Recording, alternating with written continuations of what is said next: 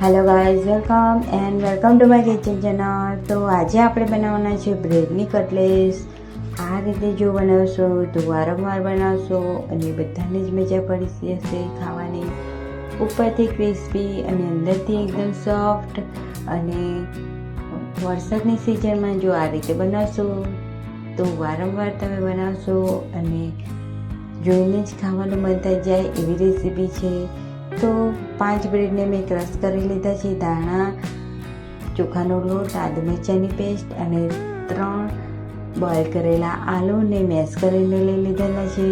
તો એક ડીશમાં આપણે આદુ મરચાંની પેસ્ટ, બોઇલ કરેલા આલુ, ધાણા, ચોખાનો લોટ અડધી વાટકી, બ્રેડનો ભૂકો એડ કરી લઈશું અને 1 ચમચી ચીલી ફ્લેક્સ, સ્વાદ અનુસાર મીઠું એડ કરીશું, લાલ મરચું એડ કરીશું સ્વાદ અનુસાર આપણે ગરમ મસાલો થોડોક એડ કરવાનો છે। ત્યારબાદ આપણે સરસ રીતે મિક્સ કરી લઈશું।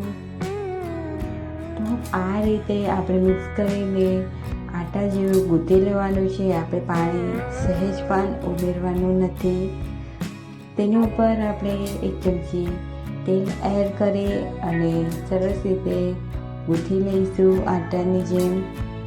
તો લોટ તૈયાર થઈ ગયો છે આપણો। તો એક પાટે પર તેલને ગ્રીસ કરી લઈશું અને ડોને આ રીતે આપણે પાથરી લઈશું।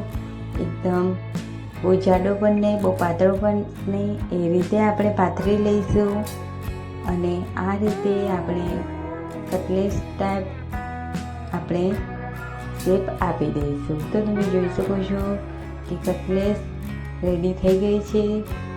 તો એક બાજુ મેં તેલ ગરમ કરવા મૂકી દીધું હતું। તો આ રીતે આપણે કટલેસને ઉમેરી લઈશું અને સરસ રીતે ફ્રાય કરી લઈશું। તો એક બાજુથી બ્રાઉન થાય એટલે આપણે એને ફેરવી લેવાની છે, જેથી બીજી બાજુ પણ એકદમ સરસ રીતે બ્રાઉન એન્ડ ક્રિસ્પી થઈ જાય। આ નાસ્તો જરૂરથી એક વખત ટ્રાય કરજો અને મને કમેન્ટમાં કહેજો કે કેવી લાગી આ રેસીપી તમને।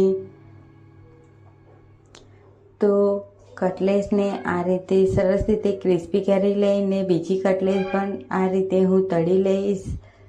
તો તમે જોઈ શકો છો કે કટલેસ એકદમ સરસ રીતે ફ્રાય થઈ ગઈ છે। તો આપણે એને બીજી સાઈડ પલટાવી લઈશું। એકદમ સરસ રીતે બ્રાઉન થઈ ગઈ છે એટલે આપણે એક ડીશમાં સર્વ કરી લઈશું। અને જો તમને અમારો વિડીયો પસંદ આવતો હોય તો લાઈક, શેર, સબસ્ક્રાઈબ કરવાનું ભૂલતા નહીં ફ્રેન્ડ્સ। અને આવી રેસીપી માટે અમારી ચેનલને સબસ્ક્રાઈબ કરી લેજો।